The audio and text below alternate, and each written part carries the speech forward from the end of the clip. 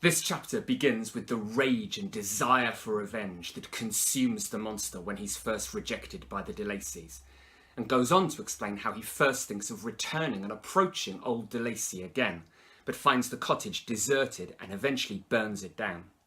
But I'm going to start by taking you to the middle of the chapter. The monster has just saved a girl from drowning in a deep and rapid river, and for his efforts gets shot at by the girl's friend, enduring the miserable pain of a wound which shattered the flesh and bone. He's physically wounded by this encounter, but he struggles to cope with the blatant injustice of it, and of course he's also emotionally wounded. His mental and emotional transformation at this point sums up the way the monster's outlook and behaviour are formed by the way he's treated by others. He says, "The feelings of kindness and gentleness which I had entertained but a few moments before gave place to hellish rage and gnashing of teeth.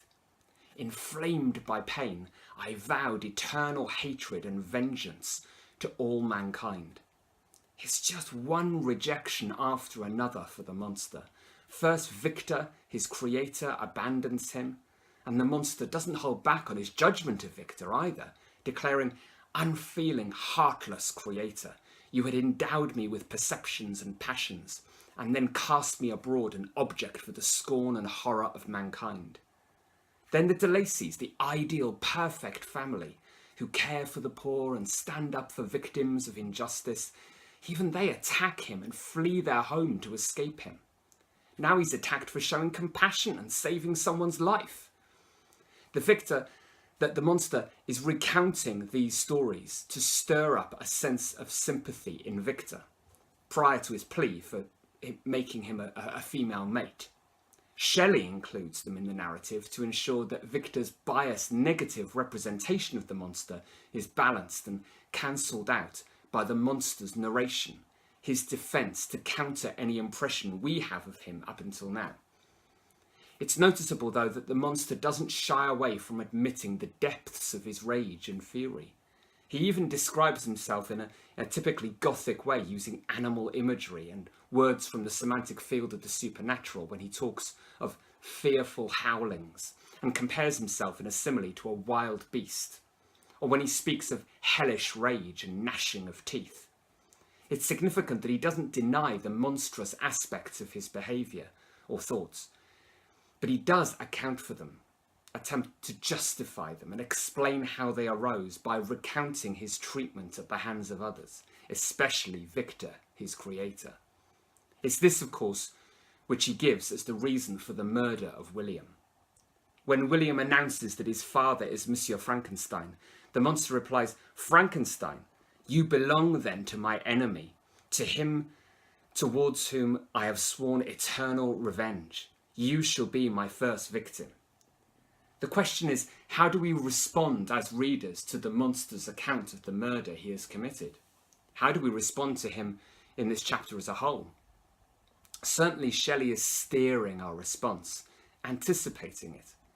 That's what the monster's narrative is all about, eliciting a response from Victor, but also from us, of course, as readers or listeners peering over the shoulder of Victor and Robert, and maybe even Margaret. One thing that strikes me is that there are moments when we feel moved to sympathise with the monster, and there are moments when we feel inclined to condemn him as the murderer of an innocent child, especially when he seems to take delight in it.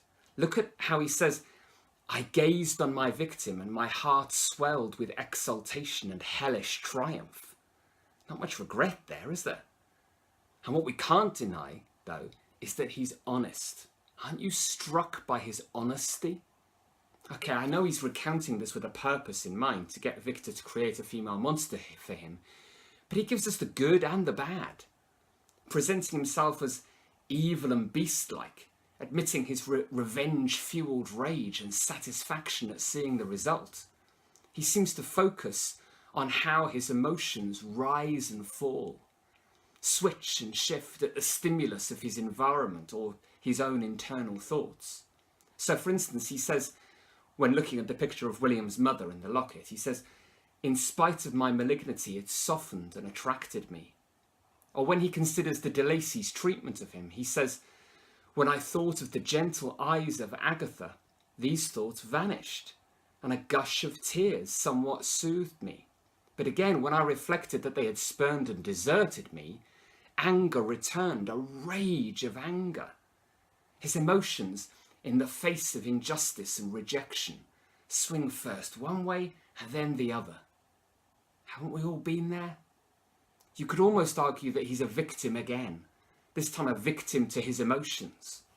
And even if you feel inclined to condemn his actions, you can at least surely empathise and understand and credit him with a degree of honesty in the account he gives. There's one other notable thing, I think, about the monster's encounter with William, and it is genuinely enough to make you cry if you feel any sympathy for the monster at all. Listen to his thoughts before he grabs William and speaks to him. Suddenly, as I gazed on him, an idea seized me that this little creature was unprejudiced, and had lived too short a time to have imbibed a horror of deformity. If, therefore, I could seize him and educate him as companion and friend, I should not be so desolate in this peopled earth. He still believes. After all that's happened, he still believes. He still has some faith in human nature. Is this naivety and childlike innocence not enough to make you cry?